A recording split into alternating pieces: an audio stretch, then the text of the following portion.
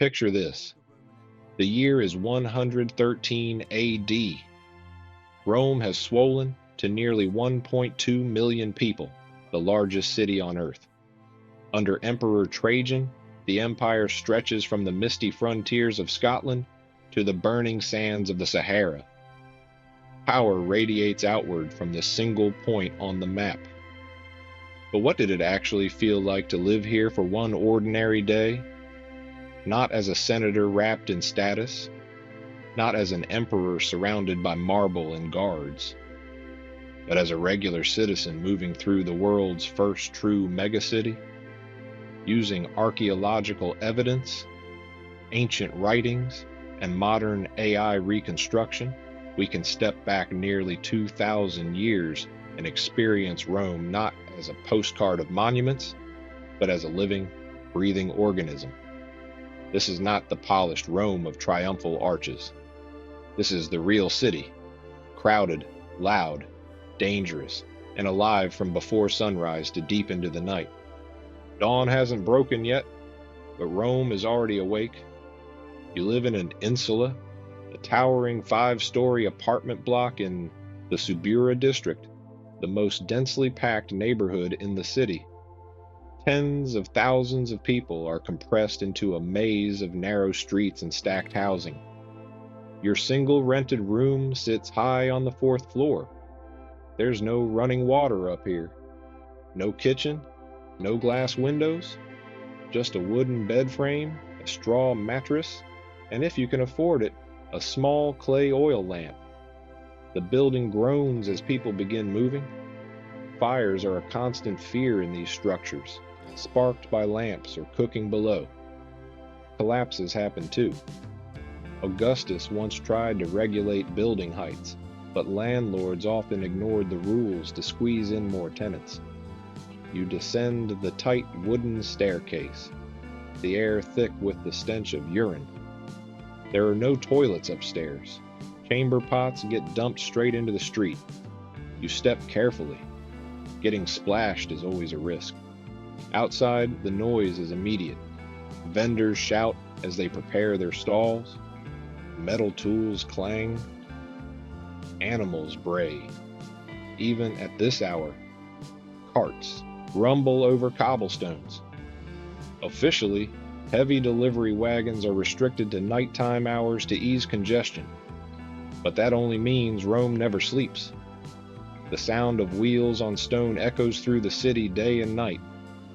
Your first stop is the public baths, not purely for hygiene, but because this is where Roman social life begins. The baths of Trajan sprawl across a massive complex, open to nearly everyone for a tiny entrance fee. Slaves, merchants, laborers, even politicians pass through the same doors. Inside, routines unfold. In the gymnasium, men exercise naked, wrestling, lifting weights, playing ball games.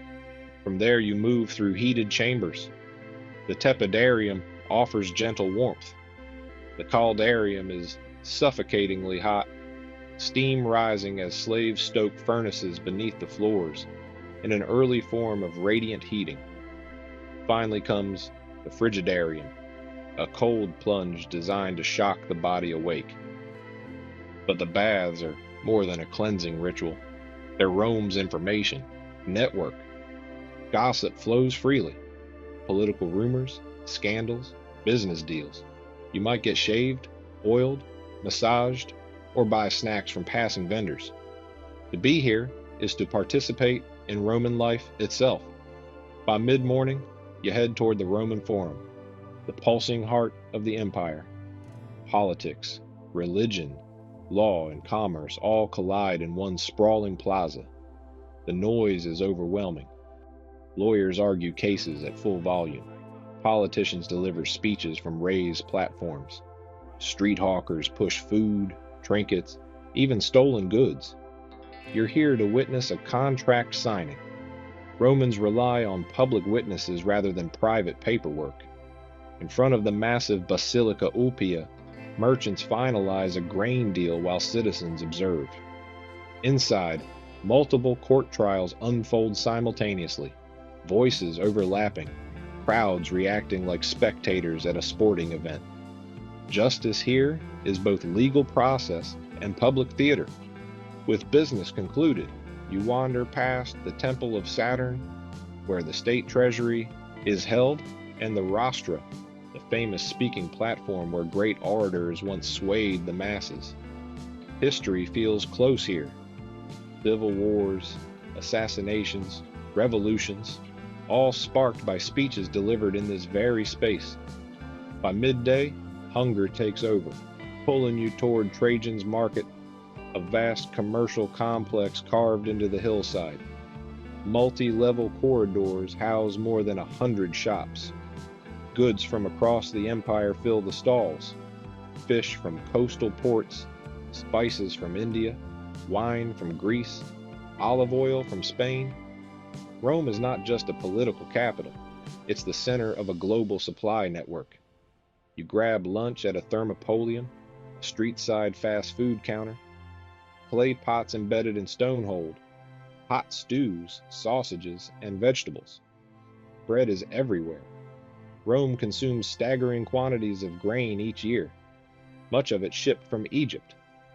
Free grain distributions keep hundreds of thousands of citizens fed, a political necessity in a city this large.